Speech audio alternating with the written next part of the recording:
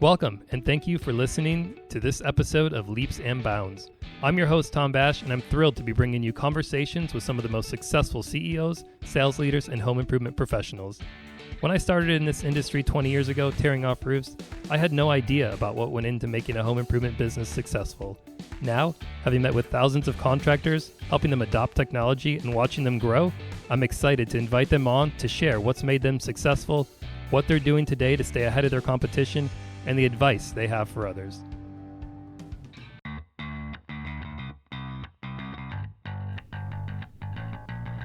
On today's show, I'm joined by Peter DeVellis, co-owner of Rite Window. Peter and his partner Ted started Rite Window in 2009 and came out of the gate sprinting. After some stabilization in the business, they made a concerted effort to work on the business as opposed to in it. They focused on building the right team, the culture, and empowering their employees. They place a strong focus on the customer experience and strive to deliver on that promise every day. Listen as we discuss how they go about hiring the right people, what they do to maintain their culture, and what kept him up at night. We'll also discuss his vision for the company, how he plans to get there, and why he's so bullish on having the right systems and processes in place. Well, I'm excited to get this show started, so let's go. Hey Peter, welcome to the show. Good afternoon, Tom. How are you? Doing great. I always love to start these shows out by really understanding how folks got into this industry. I stumbled into it as a summer job, started tearing off roofs, and I look back 20 plus years later, and here I am, still in the industry. And so I always think it's neat to understand how people got into it. I know you and I had been talking before. I told you, I've got a 5-year-old daughter and a 3-year-old son, and my daughter wants to be everything from an astronaut to a hairdresser to what was the thing the latest day? A chef. She wants to be a chef. And, I think it's interesting, right? We often don't know what we want to do or what we want to become, and it usually chooses us. But love to kind of hear your background and how you got started in this industry. So back in, it was 2006, I was looking for an opportunity, and I became part of the Window World family. I actually bought a Window World operation here in the Boston marketplace. Yeah. And it was Window World of Boston, which still exists, but I have no affiliation with it anymore, obviously. But my partner, Ted, he owned the Window World up in New Hampshire. And when I was getting into the business, he was the first person I talked to, went to visit with him and take a look at his operation just to get a feel for what I was getting myself into. And I had no prior experience in the window replacement or the home improvement industry, but I did own a few businesses before that, which I had sold, one in a public offering back in 96, and then another business back in the early 2000s. So I was looking for my next opportunity, but I was north of 40 at that point, or just closing in on it. So I was taking my time, and I had to be really careful because you don't get too many bites at the apple, unfortunately, and I didn't want to make a mistake. So I ended up doing my due diligence, met with him, and bought the Window World here in Boston, and then operated that for a few years. And then in the meantime, I had become very friendly with Ted. We talk every day because when you're on your own business, you're kind of at the top, not at the top, but you don't have a lot of people to lean on, or you don't have a lot of people you can talk to, right, hash out ideas or try to get figure things out. So basically, we developed a really close relationship at a professional level, as well as becoming good friends. And, Window World was kind of, we were in a good fit, let's put it that way. It was like oil and water. And so we ended up having a parting of the ways, and we exited our Window World agreements and licenses. And then we ended up moving and created the Rite Window brand. And we both did that simultaneously, and, combined our organization, and then we created Rite Window of Greater Boston, which services most of southern New Hampshire, eastern Massachusetts, and parts of southeastern Mass, and into the Cape area. And this was back in summer 2009. So that's when the Rite Window brand was created. And ever since then, we've we came right out of the box very strong. We were very fortunate back then. There was the 30% tax credit for energy efficiency windows, and we thought we were all that in a bag of chips because we came right out of the box really strong. And for 2.5 years, we were kicking ass and taking names. I hate to say it, but we thought it was all about us. And then tax credit went away, and all of a sudden things started to stabilize, I should say. That's probably the best term. And we did a lot of reflecting and figured out where we needed to take this business, and we got real serious about it. And one of the things that we are constantly in doing is we're always educating ourselves. We're always trying to make ourselves better. Part of our value system, we got the RITE, the right value system: respect, integrity, teamwork, excellence. And with excellence, it's we do it better. So we're always trying to figure out, how we can improve the customer experience, how we can make it a better place for our employees to work, make them more productive, more efficient, give them more job satisfaction. So that's kind of where we started. And today we're going to do this year north of $20 million, give or take. And we're pretty excited about that. I think our first year in business, we did, first full year, we did like maybe 3.5 in 2009. And then, which was kind of a half a year. It wasn't really a full year. And then I think 2010, we ended up doing 5. And then, we've managed to grow every year, at least, 20 to 25 or 30%, compounded annually, and primarily in windows and doors. We dabbled in siding for a little bit, got out of that. We didn't like that business very much. We do roofing, and right now we're in the bath business. So we're doing replacement baths through BCI. That's great. I'm getting closer and closer to 40 every day. So you made me think for a minute, like, how many more shots do I have, right? Yeah, it's a wake up call. Yeah, no, that's great. It sounds like the business has been really successful, and that's really great. We've been very fortunate. It comes with a lot of hard work, a lot of mistakes. We try to learn from other people's mistakes, but we also learn from our own. Try not to make the same mistake twice. But our goal is to constantly improve the business, improve our people, improve the customer experience, and just make it give our customers the wow factor. Because at the end of the day, you're remembered for what you did on the install. That's really important to us. The goal is obviously, seamless, uneventful, clean, organized, professional, good communication. Without that, if the customer doesn't have a good experience in installation day, I don't care how good you sold it. I don't care how good the window is. But if the installation day was a fiasco or it went sideways for whatever reason, that's all they remember. And, as we all know with the internet today, everyone's got a soapbox to jump out, and basically share their experience. So we're very conscious of, the quality of the customer experience that we provide on a consistent daily basis. Yeah, that's great. What would you attribute that growth to over the last 11, 12 years? What do you think's been the key driver of that? So one of the things we learned years ago from some of the smarter people in this business, predictable outcomes. And one of the ways you do that is you have to have good systems and processes in place.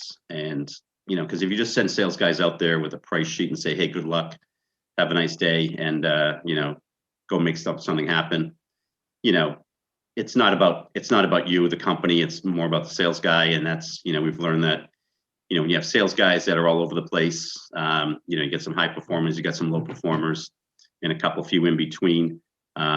You're not going to get predictable outcomes. And when you're spending marketing dollars in this environment, you can be paying anywhere from $350 to $500 per lead, depending on the source. Each lead is valuable. Every lead is precious.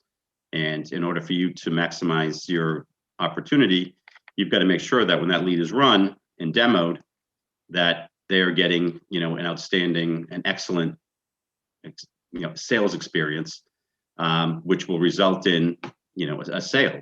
And obviously, we all know in this business, you're selling anywhere from 30 to 40% consistently if you're doing it right. So you want that predictable outcome. You want an SLI, we call it an ADL, average dollar per lead.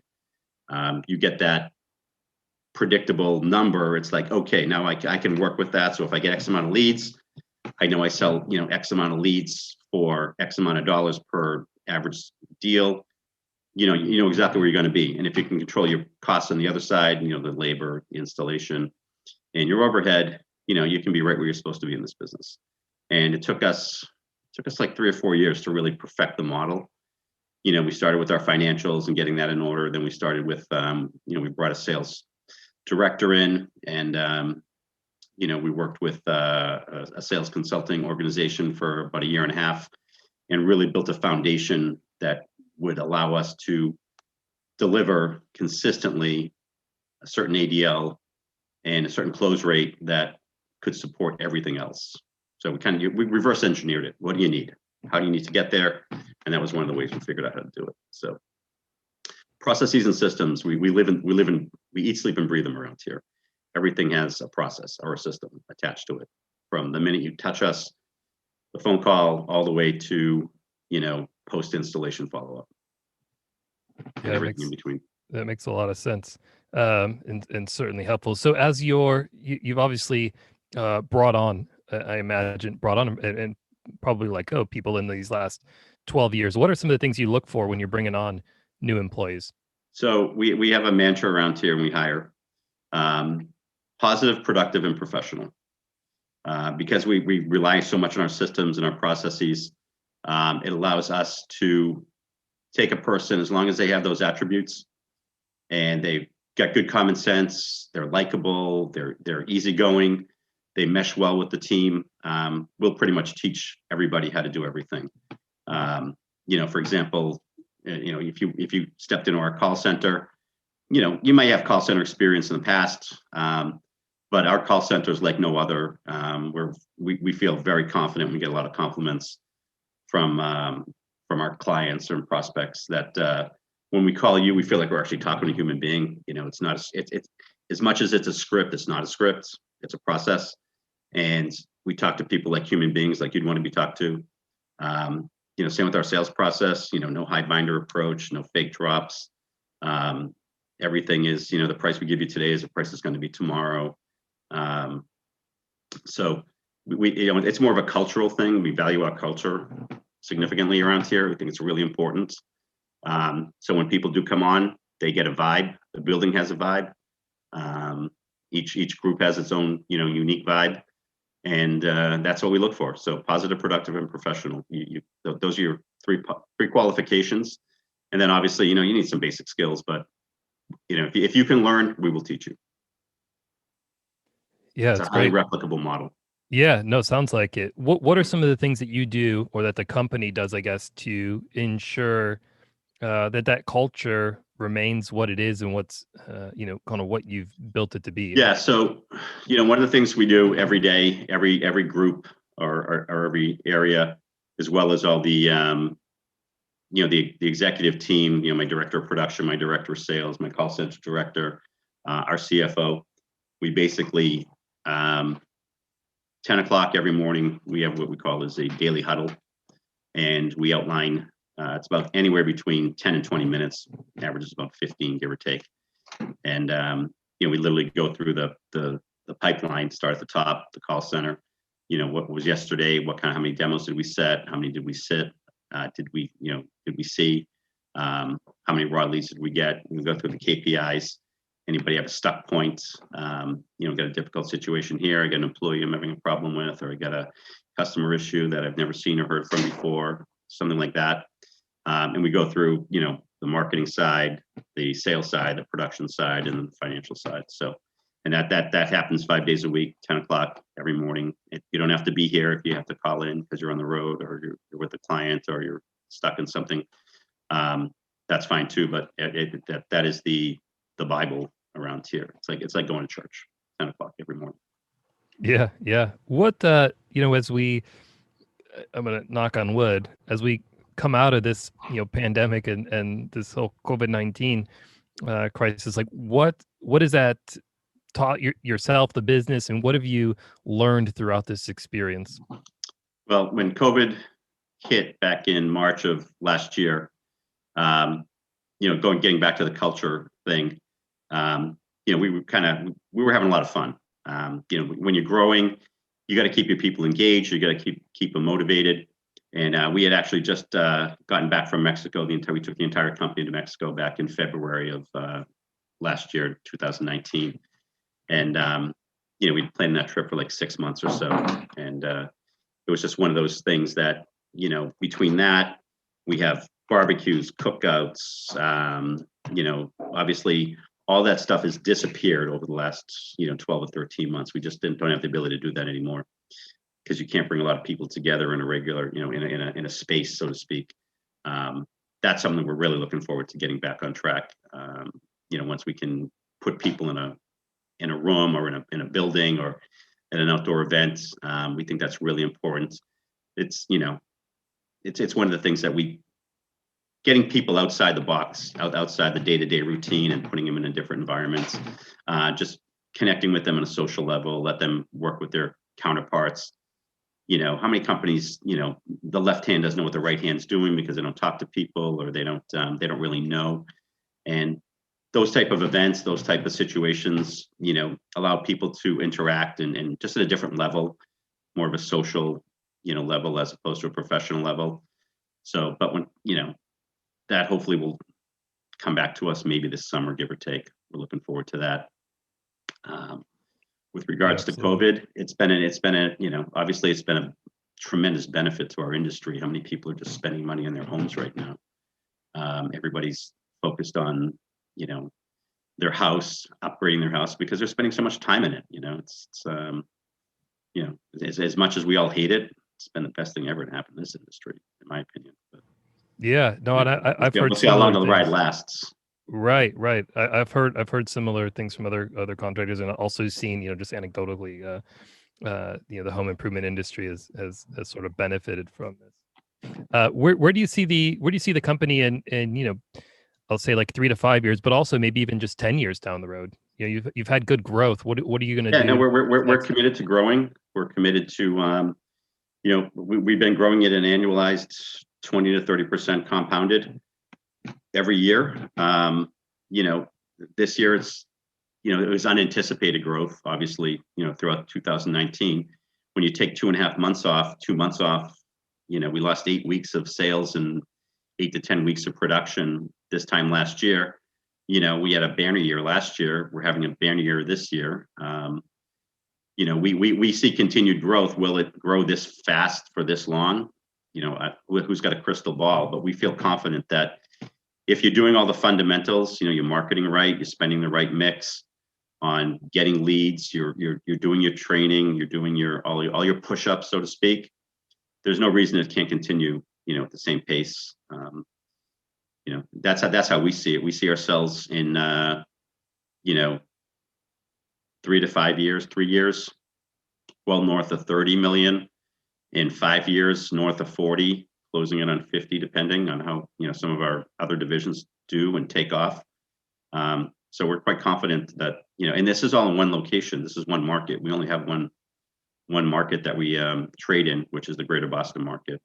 So we think that's we're not a big fan of right now of opening locations all over the Northeast. Whether upstate New York or went down to Connecticut, or we have no interest in doing that. I was at a conference a year and a half ago, and there was a gentleman there, 30, 40 years in the business, bought and sold companies.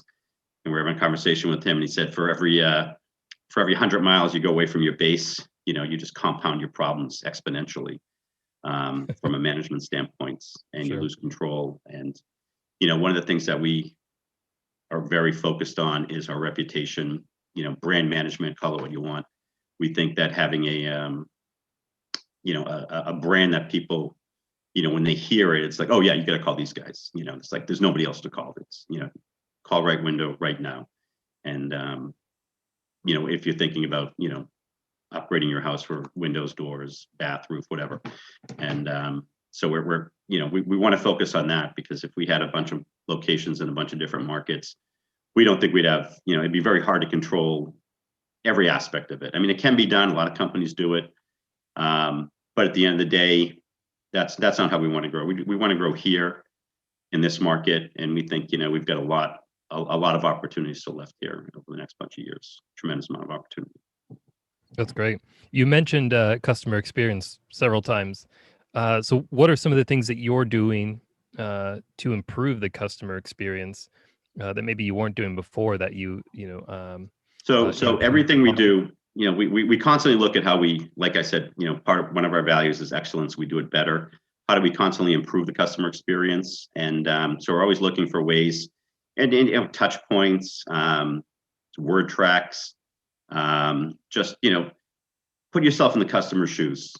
People are spending, in our industry, an average size deal is, give or take, it's about $10,000, right? An average size window project or bath project, whatever it might be. And, for a lot of people, that's a lot of money. Let's be honest with ourselves. This is not buying a gallon of milk at the supermarket. This isn't having a meal at the restaurant, $150 later, that was okay. It's like, no, we want to guarantee that, we want to ensure that when people, sign a contract with us and engage with us, that we deliver on the promise.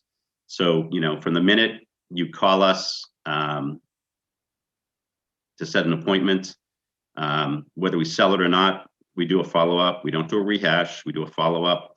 If you do choose to buy from us, fantastic. You get a phone call the next day thanking you and telling you what to expect. In addition to, an email, we call it the customer journey.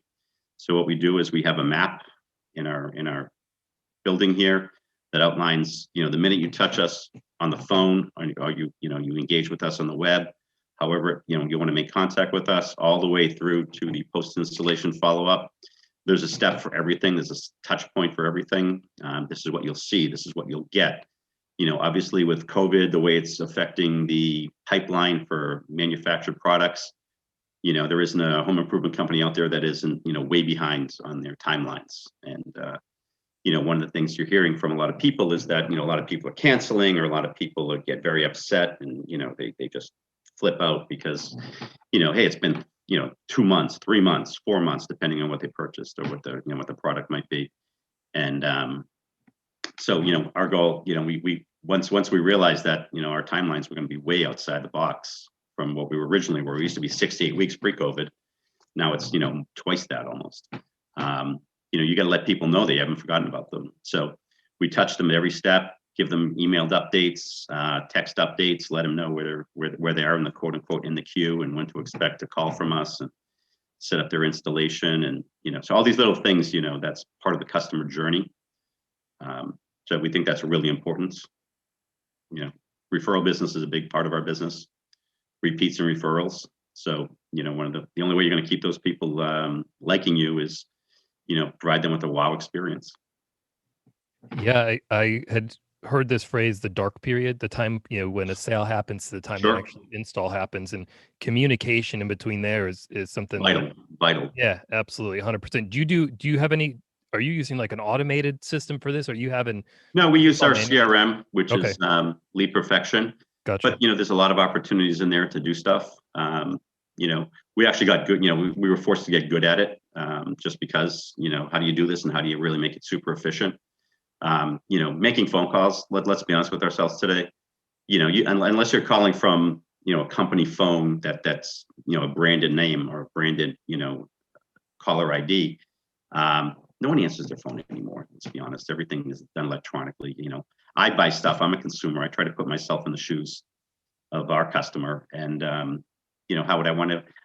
I probably wouldn't answer the phone, but if you sent me an email or a text and you said, "Hey, just let you know, you're this far along and your product's in the mix and it's being produced or it's being shipped or whatever it might be," depending.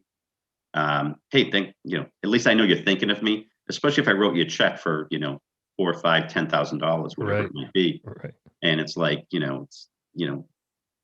let's be honest with ourselves. Our industry, we have a reputation, unfortunately, that, a lot of people, there's a lot of scams going on in this business, in the home improvement sector. So you have to rise above that and let people know. You have to be very transparent and very communicative.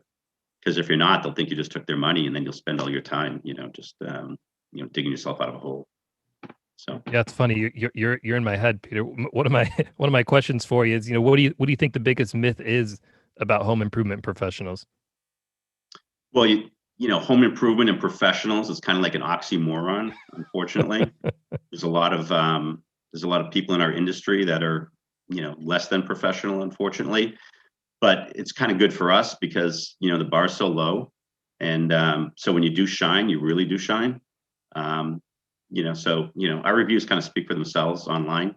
And, again, like I said, we try to give our customer that wow experience. We don't even put ourselves in the same ballpark or in the same arena as the typical contractor that doesn't have a facility, doesn't have a professional staff, doesn't have a system or a process. You ever see the movie The Money Pit? Way Oh back yeah. in the day Oh with yeah. Shelley Long and Tom Hanks, and it was the Shirk brothers. That's a reference we use around here. The Shirk brothers. 2 weeks, and it's like no, there's no such thing as 2 weeks. It's either now or it's give them a date, whatever. And so yeah, we pride ourselves in our professionalism, our ability to communicate with our customers. Just the what we say, how we say it. It's all part of the package. So. Yep. No, absolutely. And it's funny. I live in Maryland now, and you've probably seen Tin Men. Oh yeah, As no, a- yeah, it's a great movie. yeah. Great Yeah. movie. Where you mentioned earlier about always staying abreast of kind of what's going on in the industry, what trends are, and those kind of things. Where do you look for that kind of information, best practices? When Yeah, you're so I mean, looking to grow. we listen to a lot of podcasts. Both my partner and I listen to a lot of podcasts. We listen to not just industry specific, but like how to grow a company, how to, whether it's Michael Gerber or somebody along those lines. How to just how to grow a business. Because let's be honest with ourselves, whether it's the home improvement industry or if I was making a widget or if I was owned a different type of company in a different type of industry, we all have the same problems. I mean, we all have the same, we all face the same battles each and every day. Just insert product here. Let's be honest with ourselves. So, running a profitable, efficient, well-oiled machine, whether it's windows and doors and whatever we do, or if I was an automotive dealer or I owned a chain of restaurants, I mean, it's all the same practices. So we're constantly always, looking for we always look for best practices, whether they're from our industry or not, it really doesn't matter. Building a culture, that's not something that's home improvement specific. That's something that's, business specific. So there's a lot of companies out there that have built great cultures, and so we look to those people and those type of organizations for ideas and inspiration and just like how can we do it better? That's the number one question we ask ourselves around here every day. It's a journey. It's not a destination. And how can we do it better for the next time, or how can we not make this mistake again? Do we have a flaw in our process? Do we miss a step? Did we is there something we should say that we're not saying? We're constantly looking to tweak stuff and just keep adding value every step of the way, and every day add more value to the organization. Yeah, that's great. What's one thing that you wish you had known when you began your career? Oh my God. Is there one thing? Yeah. As I get older, I'm starting to mellow a little bit and just learn from other people's mistakes. And listen, we're always going to make mistakes. We're always going to make them for the right reasons or the wrong reasons. We don't necessarily know. But we call it the price of education. And making mistakes is okay. There isn't a person especially in the home improvement industry, that hasn't made a boatload of mistakes throughout the years. If you could actually, if you could quantify all those mistakes and put a dollar attached to them, you'd be a lot further along. But just becoming more patient. One of the things that we don't say anymore is we don't say no. What we say is not yet. So if there's a good idea or a good product or something interesting, let's go down this road or let's change lanes or whatever. Before we would be very quick to like, oh, that's shiny penny, or let's go over there, chase the rabbit or whatever. And so now it's like, no, it's not yet. And let's look at it. Let's give it some thought. Let's do some research. Let's be less impulsive. Maybe it's patience, I guess. I don't know. Just we're just more careful about our decision making. We're becoming a little bit more conservative. We're less volatile or less impulsive. So now we look at things carefully. Sure. We don't respond quickly either. Do you think that would have changed the trajectory of the company had you, maybe been more without question, we would have been a lot further along. Knowing what we know today, if we knew today, 8, 7, 8, 10 years ago, yeah, we would have made a few less mistakes and had less problems. But that you can't change the past. It is what it is, and that's what you did, and you just keep moving forward. So Yep. that's all No, we can do.